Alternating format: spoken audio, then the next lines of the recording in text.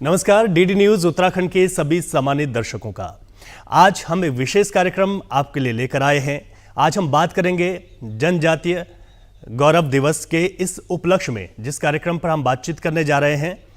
उस कार्यक्रम में हम ये जानेंगे कि हमारे आदिवासी स्वतंत्रता जो सेनानी थे उनके एक गौरवपूर्ण इतिहास को कैसे अब सबके सामने लाया गया। वर्ष 2021 और उस दिन ये तय किया गया कि 15 नवंबर को जो आदिवासी दिवस है, जनजातीय दिवस है, उसको मनाया जाएगा। आदिवासी स्वतंत्रता जो सेनानी हैं उनकी स्मृति में उनको याद करते हुए। और इस बात को आज हम देख रहे हैं कि पूरे एक पखवाड़े के तहत 1 तारीख से 15 तारीख तक पूरे देश भर में इसे मनाया भी जा रहा है।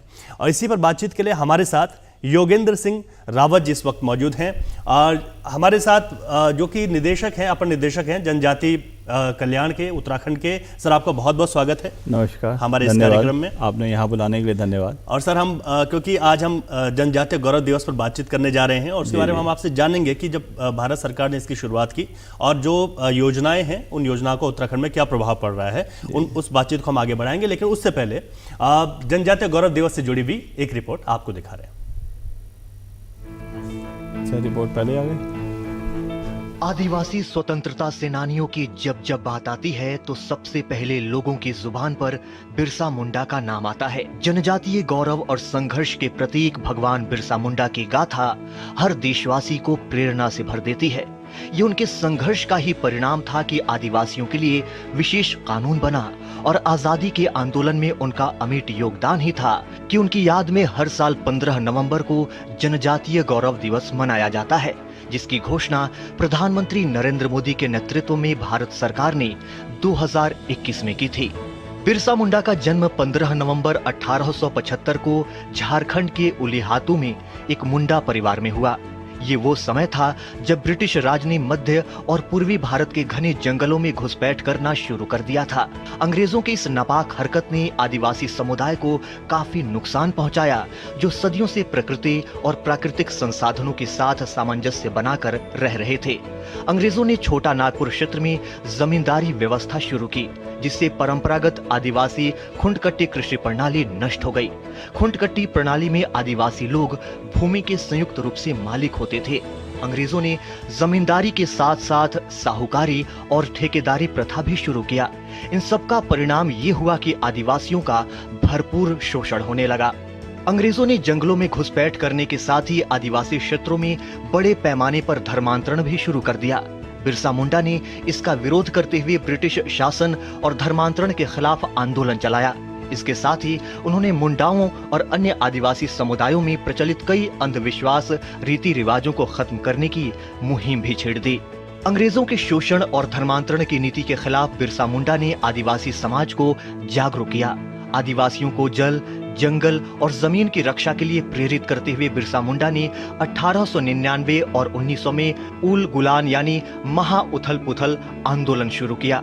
ये विद्रोह सामंती व्यवस्था, जमींदारी प्रथा और अंग्रेजी हुकूमत के खिलाफ था। इस आंदोलन में मुंडा, उरांव और कुछ गैर आदिवासी लोग भी शामिल थे। आंदोलन के दौरान बिरसा मुंडा का प्रभावशाली नारा अबुआ राज एते जाना, महारानी राज टुंडू जाना, यानी रानी का राज्य समाप्त हो और हमारा राज्य स्थापित हो, आदिवासी सशक्तिकरण के लिए एक नारा बन गया। साल 1900 में बिरसा मुंडा को गिरफ्तार कर लिया गया। उन्हें रांची जेल में कैद करके रखा गया, जहां 9 जून 1900 को उनका निधन हो गया। हालांकि भगवान बिरसा मुंडा का संघर्ष व्यर्थ नहीं गया और अंग्रेजों को 1908 में छोटा नागपुर किराएदारी अधिनियम पारित करना पड़ा। इस अधिनियम के तहत आदिवासियों की भूमि को गैर आदिवासियों को देने पर प्रतिबंध लगा दिया गया। जब जब आदिवासी विद्रोह के बारे में बातें होंगी, तब तब बिरसा मुंडा का नाम प्रथम पंक्ति में लिया जाएगा।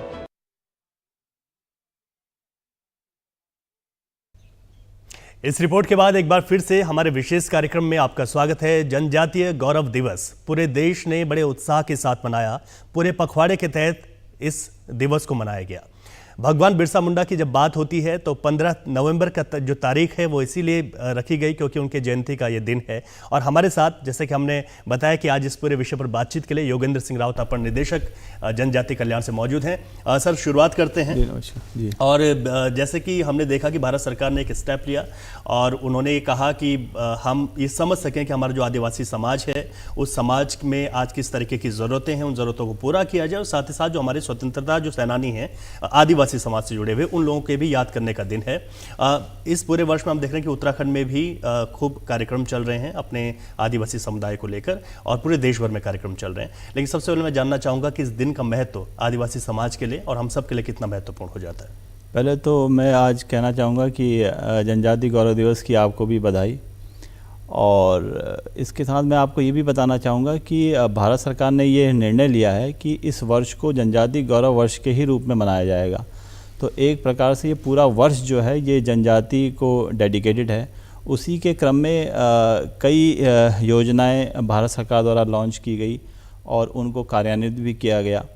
और अब जो भी सरकार का फोकस है, जो हमारे माननीय प्रधानमंत्री जी का जो फोकस है, हमारे जो माननीय मुख्यमंत्री जी का जो फोकस है, वो जनजाति के हर व्यक्ति को हर सुविधा जो सरकारी योजना की है वो मिले, ये सरकार का फोकस है।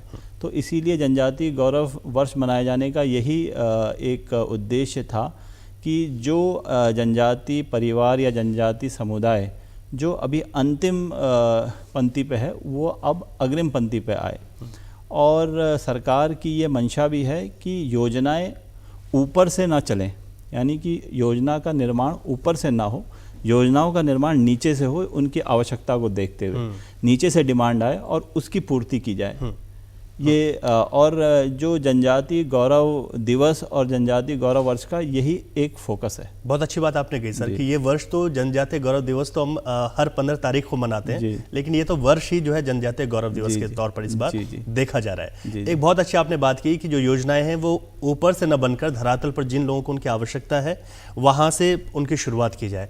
उन्हीं आवश्यकताओं तक कैसे समझ पाते हैं, क्योंकि आप तो इस विभाग के भीतर हैं, क्या उनकी आवश्यकताएं हैं, कैसे उनके लिए काम किया जा रहा है? देखिए, मैं आपको जनजाति गौरव वर्ष मनाए जाने का पूरा उसके बारे में मैं आपको बताना चाहूँगा कि जैसा मैंने कहा कि जो अंतिम पंक्ति से आदमी को आगे वाली पंक्ति पे लाने के लिए और दूसरा हर योजना उन तक पहुँचाने के लिए, जैसा कि अभी हर विभाग द्वारा हर व्यक्ति के लिए कोई ना कोई योजना संचालित है। तो गवर्नमेंट का या सरकार का यही मानना है कि वो प्रत्येक स्कीम जो किसी भी विभाग द्वारा चल रही है वो जनजाति के प्रत्येक व्यक्ति तक अवश्य पहुँचे। इसलिए भारत सरकार ने पीएम जनमन योजना, जो कि हमारे जो प्रिमिटिव ट्राइब्स हैं पूरे भारतवर्ष के, उनके लिए पीएम जनमन योजना लागू करी। और हमारे वहाँ पे जो प्रिमिटिव ट्राइब्स हैं उत्तराखंड में, वो एक बुक्सा है और एक राजी ट्राइब है जी। तो उनके लिए भी पीएम जनमन योजना के तहत यहाँ पे लॉन्च हुआ और माननीय प्रधानमंत्री जी ने इस योजना की शुरुआत करी जी। और इस योजना का मेन एम जो मैंने बताया कि हर विभाग का जो है हर स्कीम पहुँचे, जैसे बिजली, पानी, जो हमारी सब आधारभूत जो सुविधाएँ हैं। तो उसमें पीएम जनमन योजना के तहत जो है हर योजना, जैसे 9 विभाग लिए गए, उनके 17 इंटरवेंशंस थे, यानी कि 17 योजनाएं थी, उनकी पूर्ति प्रत्येक गांव पे की जानी थी। और ये पूरे वर्ष इसका एक बहुत बड़ा अभियान रहा। भारत सरकार की ओर से भी और हमारे माननीय मुख्यमंत्री जी की ओर से भी ये फोकस रहा कि जल्द से जल्द उस चीज़ को पाया जाए। और माननीय मुख्यमंत्री जी के निर्देशन में मैं आपको ये बड़े हर्ष से बताना चाहूँगा कि पीएम जनमन योजना में हमारा स्टेट बेस्ट परफॉर्मिंग स्टेट में आया पूरे भारत में। अच्छा। और जिसके लिए राष्ट्रपति महोदया द्वारा पुरस्कृत भी किया गया। और हमारा जनपद ऊधम सिंह नगर को बेस्ट परफॉर्मिंग डिस्ट्रिक्ट घोषित किया गया। तो एक इस वर्ष का एक बहुत बड़ा उत्तराखंड के लिए एक अचीवमेंट था जी। अब बाकी बात मैं करता हूँ। अब इसी के साथ साथ धरती आभा जनजाति उत्कर्ष योजना भी भारत सरकार द्वारा लॉन्च की गई है, जिसमें पहले तो जो प्रिमिटिव ट्राइब्स के लिए जो 9 विभाग और 17 इंटरवेंशंस थे जी। और इसमें प्रिमिटिव ट्राइब और जो अदर ट्राइब्स भी हैं, उनके लिए धरती आभा योजना लॉन्च की गई और उसमें हमारे लगभग 17 विभाग हैं, उनके 25 इंटरवेंशंस हैं और इनको पूरा करना है। अच्छा सर, जैसे आपने धरती आबा की बात की, क्योंकि बिरसा मुंडा जी की ही 15 नवंबर को जो उनकी जयंती है उस पर इसे जो है जनजातीय गौरव दिवस का नाम दिया गया और धरती आबा उन्हीं को कहा जाता था, इसलिए उनको भगवान बिरसा मुंडा के नाम से धरती आबा उनका नारा था। नारा था और इसलिए उनको जो है भगवान के तौर पर जो है आदिवासी समुदाय पूरी तरीके से मानता है। उत्तराखंड में जो योजनाएं जिनका आपने जिक्र किया, किस तरीके से लोगों तक पहुंच रही हैं ये तो आपने बताया, लेकिन जो हमारा जो समुदाय है उस समुदाय में जागरूकता कैसे हो कि उनके लिए सरकार ये करना चाहती है, वो अवेयरनेस आप लोग कैसे उन तक पहुंचा रहे हैं? आपका प्रश्न बहुत अच्छा है। जब भी कोई योजना लॉन्च की जाती है, जैसा मैंने कहा कि उसको हमेशा योजना का जो स्वरूप इसके अंतर्गत देना था कि जो ऊपर से ना आए, नीचे से आए। तो जब धरती आभा योजना लॉन्च हुई तो भारत सरकार द्वारा साथ ही साथ आदि कर्मयोगी अभियान भी चलाया गया, जो कि अभी भी चल रहा है जी।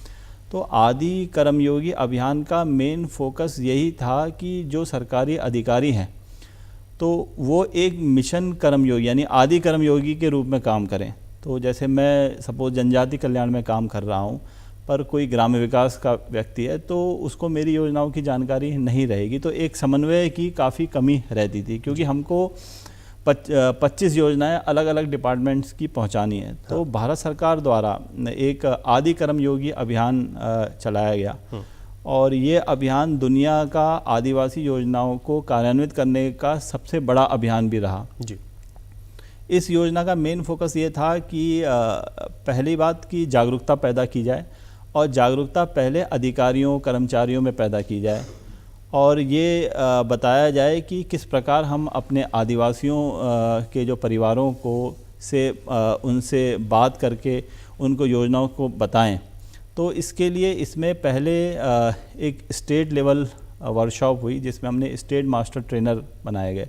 अच्छा। और उन स्टेट मास्टर ट्रेनर ने डिस्ट्रिक्ट मास्टर ट्रेनर बनाए, फिर ब्लॉक मास्टर ट्रेनर बनाए, फिर उसके बाद विलेज में वो लोग गए, फिर आदि साथी बनाए गए जो स्वयं से बनना चाहते थे। हाँ। फिर हर योजना को उन गांवों तक बताया गया कि ये योजना आप क्या चाहते हैं, मतलब उस व्यक्ति तक पहुंचा गया। हाँ। अब जहाँ तक योजना निर्माण की बात आई तो इसको बहुत सिंपल वे में ये किया गया कि प्रत्येक जो ग्राम है वो अपना विलेज एक्शन प्लान खुद बनाएगा। तो सारे ग्रामवासियों के साथ बैठा गया और उनको बताया गया कि भाई ये आपकी योजनाएं हैं और आप अपने गांव को अगले 10 साल में कैसा देखना चाहते हैं, एक चित्र के रूप में आप इसको प्रदर्शित कीजिए। तो उन्होंने एक चित्र के रूप में प्रदर्शित किया कि भाई हमारे में रोड होनी चाहिए, बिजली होनी चाहिए, जो एक मूलभूत आवश्यकता है और कई आवश्यकताएं उसमें जो गैप्स हैं उसमें आया। तो एक पूरा विलेज एक्शन प्लान बन के भारत सरकार को प्रेषित किया गया है, तो जिसको अब कार्यान्वित करने की कार्रवाई जो है चल रही है। तो इस प्रकार इसमें मैं कहना चाहूँगा एक बहुत अच्छे समन्वय से इस योजना को लॉन्च किया गया है और निश्चित तौर पे उत्तराखंड राज्य इस पे काफ़ी अच्छी प्रगति भी करेगा। बहुत महत्वपूर्ण जानकारी आप साझा कर रहे हैं सर। अभी अब देहरादून में भी देखें तो एक बड़ा आयोजन हो रहा है, हुआ 15 से 17 तारीख तक हमने देखा। इस आयोजन में भी खासतौर पर जो स्टॉल है वो ध्यान आकर्षित करते हैं और वहाँ पर सेल्फ हेल्प ग्रुप की जो महिलाएं हैं उसी समुदाय से आती हैं और वो अपना रोज़गार वहाँ पर कर रही हैं। तो हमेशा सरकार की ओर से ये भी कहा गया कि व्यापार के लिए भी इन लोगों को आगे बढ़ाएंगे। जो हस्तशिल्प है, अपने हाथों से बनाई हुई चीज़ें हैं या वहाँ के स्थानीय उत्पाद हैं और वो अब प्रदर्शनों में देखने को मिल रहे हैं, उस पर क्या फोकस है आप लोगों का? देखिए, भारत सरकार का ये फोकस है कि जो जनजाति संस्कृति बहुत समृद्ध संस्कृति है और उसने हमारी देश की संस्कृति को भी बचा के रखा है जी। और क्योंकि आदिवासी समाज प्रकृति से डायरेक्ट जुड़ा हुआ है, जितना हम नहीं जुड़े शहरवासी या मतलब कोई भी हम लोग हैं, तो जनजाति अब भी आज की तारीख में भी अपनी प्रकृति से काफ़ी जुड़ा हुआ है। तो भारत सरकार का ये फोकस था कि इनकी संस्कृति को किस प्रकार संरक्षित किया जाए। तो इसमें इस कड़ी में ये जो भारत सरकार द्वारा एक योजना लॉन्च की गई, आदि महोत्सव का आयोजन किया जाए, जिसमें जो इनकी संस्कृति का प्रदर्शन जिसमें दिखाया जाए और लोग आके, बाहर के लोग जो अदर दैन ट्राइब्स हैं वो भी इनकी संस्कृति को जाने पहचाने उसी क्रम में हम 2021 से लगातार जनजातीय महोत्सव का आयोजन यहाँ पे कर रहे हैं माननीय मुख्यमंत्री जी के निर्देशन में। और ये बड़ा गर्व का विषय है, जब 2021 में पहली बार जनजातीय गौरव दिवस का उद्घाटन हुआ तो 21 से लेकर आज तक माननीय मुख्यमंत्री जी प्रत्येक कार्यक्रम में आए हैं जी। तो इससे आप उनकी इस कार्यक्रम के प्रति, जनजातियों के प्रति सीरियसनेस को समझ सकते हैं।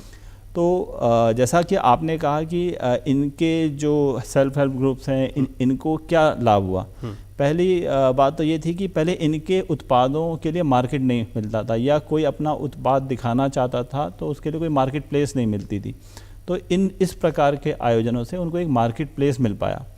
और इस जो अभी 3 दिवसीय जो हमारा कार्यक्रम हुआ उसमें मैक्सिमम जो स्टॉल थे वो जनजाति महिलाओं के ही थे, ट्राइफेड के भी थे, जो हमारे ग्राम्य विकास की SHGs हैं उनके थे, और लगभग सबका सामान वहाँ पे 90% बिक गया और लोगों ने बहुत उत्सुकता से उस सामान को लिया।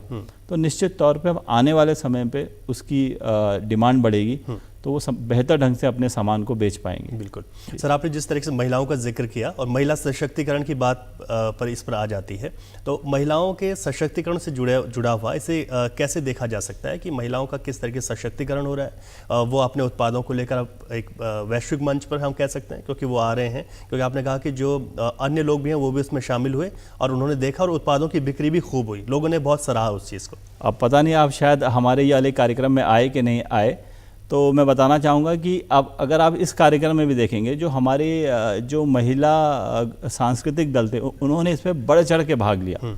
और महिला, और जहाँ तक उत्तराखंड का मैं परिप्रेक्ष्य देखूँ तो यहाँ पे महिलाएं जो हैं हर फील्ड में, हर क्षेत्र में आगे हैं जी। और आप देखेंगे कि अगर हमारे 100 स्टॉल जनजाति के लगे थे तो उसमें से 50% से ज़्यादा स्टॉल महिला SHGs के थे।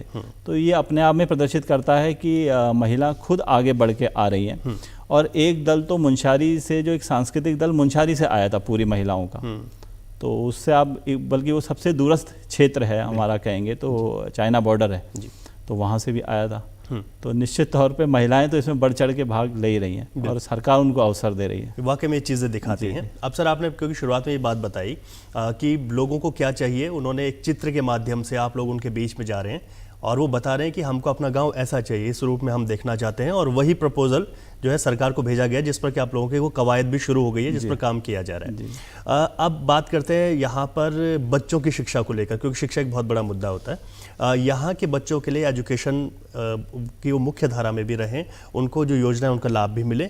मैं चाहूँगा कि हमारे दर्शक समझ पाएँ, आप खासतौर पर जनजातीय समुदाय, कि उनके लिए क्या क्या योजनाएं हैं। वो बच्चा जो दूर दराज में है, वो गरीब है, मध्यम परिवार से, वो एक अच्छी एजुकेशन कैसे ले सकता है, और जनजातीय समुदाय के लिए सरकार की ओर से व्यवस्थाएं क्या है। देखिए, हमारा इसमें अगर जनजातीय क्षेत्र में हम शिक्षा के लिए कहें और उत्तराखंड राज्य के परिप्रेक्ष्य में देखें तो ऐसा कोई भी क्षेत्र नहीं होगा कि जहाँ पे अभी आज की डेट में विद्यालय ना हो। अब मुख्य चुनौती जनजाति परिवारों के सामने ये आती है कि गरीबी के कारण बहुत से लोग अपने बच्चे को पढ़ा नहीं पाते, क्योंकि ड्रेस है, स्कूल की किताबें हैं, खाना है। तो उसके लिए हमारे 16 आश्रम पद्धति विद्यालय चल रहे हैं हर ट्राइबल क्षेत्र में। आश्रम पद्धति विद्यालय चल रहे हैं, तो उसमें कोई भी जनजाति का बच्चा जाके एडमिशन ले सकता है और लेने के बाद उसकी शिक्षा वहाँ पे फ्री है, उसका फूडिंग फ्री है, लॉजिंग फ्री है, ड्रेस फ्री है, और एक बेहतर शिक्षा वहाँ पे वो पा सकता है। उसके अलावा अगर बहुत से बच्चे दूरस्थ क्षेत्रों से पढ़ने आते हैं तो हमारे द्वारा 4 छात्रावासों का भी संचालन किया जा रहा है कि बच्चा आके वहाँ पे रहे। फूडिंग मतलब फ्री खाने की व्यवस्था है, रहने की व्यवस्था है, अपना स्कूल में पढ़ने जाए या कॉलेज में पढ़ने जाए और उससे एक बेहतर जीवन वो यापन कर सकता है। अच्छा, मैं यहाँ पर सर ये स्पष्ट भी करना चाहूँगा, क्या ये सभी विद्यार्थियों के लिए है या फिर इसमें भी कोई किसी परीक्षा के माध्यम से वहाँ पर चयन होगा? ठीक, इसमें जो हमारे 16 आश्रम पद्धति विद्यालय हैं वो तो कोई भी जनजाति का बच्चा जाके अपना एडमिशन उसमें ले सकता है। अब एक भारत सरकार द्वारा एकलव्य मॉडल रेजिडेंशियल स्कूलों की स्थापना की गई है जी। हम देखते हैं कि कोई बहुत प्रतिभावान बच्चा है परंतु उसको अवसर नहीं मिल पा रहा है पढ़ने का, एक अच्छी शिक्षा ग्रहण करने का, तो एकलव्य विद्यालय उन प्रतिभावान बच्चों के लिए खोले गए हैं। तो हमारे राज्य में 4 एकलव्य विद्यालय हैं। अच्छा। और ये इसमें बच्चा टेस्ट के माध्यम से एडमिशन ले सकता है। तो शिक्षा विभाग का जो रामनगर बोर्ड है उसके माध्यम से हम एग्ज़ाम लेते हैं। जो बच्चे उसमें क्वालिफाई करते हैं कक्षा 6 में, तो उसमें हम एडमिशन लेते हैं। फिर 12 तक पढ़ता है बच्चा उसमें।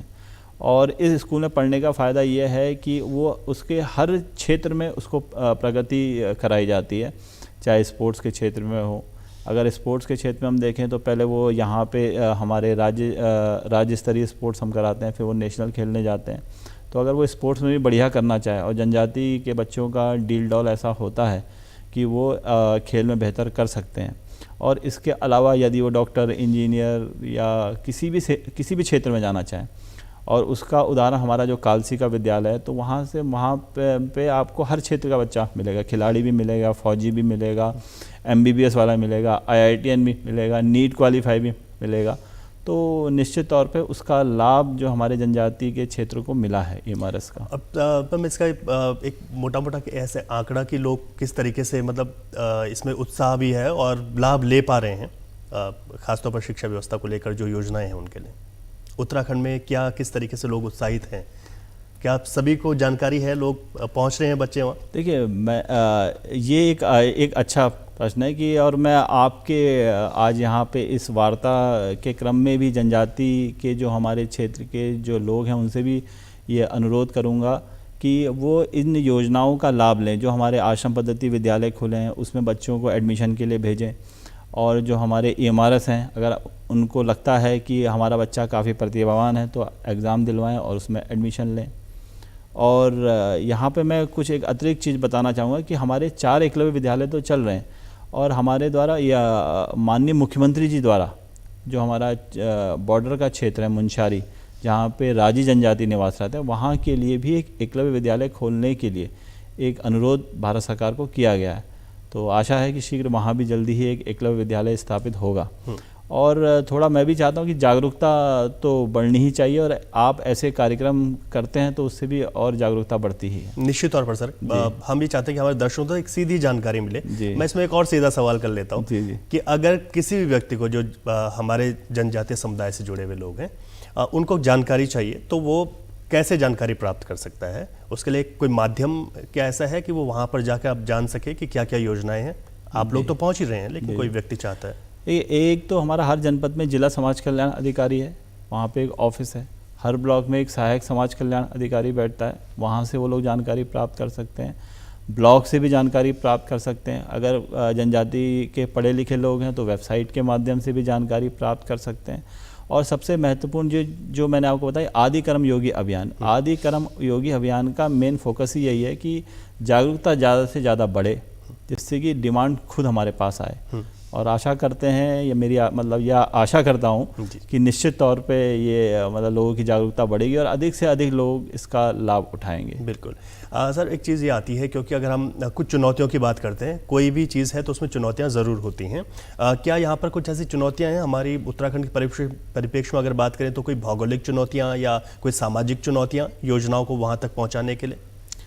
निश्चित तौर पे देखिए, चुनौती के बिना तो लक्ष्य प्राप्त हो ही नहीं सकता। चुनौती तो हर क्षेत्र में रहती है।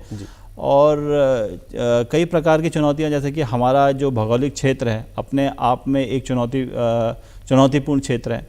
और यहाँ पे सबसे ज़्यादा जो चुनौती रहती है वो प्रकृति की चुनौती बहुत ज़्यादा रहती है। उसका मैं एक उदाहरण आपको देना ही चाहूँगा कि भारत सरकार की PM जनमन योजना के तहत ही मल्टीपर्पज़ हॉल की एक योजना है जो कि हर ट्राइबल क्षेत्र में बनना था। और जो हमारा चंपावत डिस्ट्रिक्ट है उसमें एक गांव है खिरद्वारी, तो वहाँ पे अभी जो आपदा आई, जो अभी बारिश आई, उसके कारण उसका निर्माण डिले हो गया। तो ये अपने आप में एक भौगोलिक चुनौती है ये। और जहाँ तक मैंने बताया कि हम लोगों की पहुँचने की बात है चुनौती की, या तो सरकार की वहाँ तक पहुँचने की बात है, डिपार्टमेंट की वहाँ तक पहुँचने की बात है, तो आदि कर्म योगी अभियान इसी चुनौती को दूर करने के लिए लाया गया है। बिल्कुल, बहुत कि आदमी जो सरकारी अधिकारी जो है वो अधिकारी या कर्मचारी के रूप में ना हो, आदि योगी के तौर पे कनेक्ट हो, एक कर्मयोगी के तौर पे कनेक्ट हो। जी। सर, विभागों के समन्वय की आपने बात की, आपने कहा कि सभी विभाग समन्वय बनाकर काम करें ताकि कोई दिक्कतें ना हो, तो उस पर जब फोकस किया गया तो उसका कितना असर उत्तराखंड में आप लोग देखते हैं? देखिए, अभी मैंने आपको बताया कि विलेज एक्शन प्लान बन के भारत सरकार पहुंच भी गए हैं। तो इसमें जो आदि कर्म योगी जो मिशन था, उसका मेन लक्ष्य यही है कि एक तो हम अपने सरकारी जो परिवेश है उससे बाहर निकल जाएं और हम एक उन्हीं का एक अंग बन जाएं, उसी जनजातीय क्षेत्र का अंग बन जाएं, उन्हीं लोगों के बीच के हो जाएं, और तभी वो चीज़ें पूरी हो सकती हैं। तो आदि कर्म योगी अभियान तो इसी चीज़ को दूर कर रहा है। बिल्कुल, बहुत महत्वपूर्ण जानकारी आपने दी है सर। जी जी। मैं जाते जाते ही चाहूँगा कि हमारे दर्शक जो डीडी न्यूज़ उत्तराखंड को इस वक्त देख रहे हैं, उनके लिए आपकी ओर से, आपके विभाग की ओर से क्या मैसेज है कि वो कैसे इन योजनाओं का लाभ लें और कैसे जो सरकार कोशिश कर रही है उस कोशिश का भरपूर लाभ जो है वो पा सकते हैं? देखिए, जनजातीय कल्याण के लिए बहुत सारी स्कीम चलाई जा रही हैं, और जैसे मैंने आपको बताया आदि कर्म योगी अभियान तो हमारा चल ही रहा है जागरूकता के लिए, और उसके साथ साथ पीएम जन मन धरती आभा योजना और राज्य सरकार की अनेकों योजनाएं चल रही हैं। तो आप इसमें बढ़ चढ़ के हिस्सा लीजिए, ब्लॉक में जाके जानकारी प्राप्त कीजिए, टेलीफोन से हमसे जानकारी प्राप्त कीजिए और इसका लाभ उठाएं। मेरा यही आप सबसे अनुरोध है। आपने बहुत महत्वपूर्ण जानकारियां साझा की हैं सर, और हमें आशा है कि आपकी इन बातों से हमारे इस विशेष समुदाय को काफ़ी लाभ होगा। बहुत बहुत शुक्रिया डीडी न्यूज़ उत्तराखंड। धन्यवाद। तो आज हमने इस कार्यक्रम में बात की जनजातीय गौरव दिवस एक पूरे पखवाड़े के तौर पर देश ने मनाया, और हमारे राज्य में भी देहरादून हो या इसके अलावा जो 6 ज़िले और हैं वहाँ पर भी इस तरीके के कार्यक्रम चल रहे हैं। इन योजनाओं का कैसा लाभ आप ले सकते हैं, कितना लाभ पहुँच रहा है, इन तमाम बातों का लाभ आपको मिलेगा, इसी आशा के साथ इस कार्यक्रम में फिलहाल के लिए इजाज़त दीजिए। नमस्कार।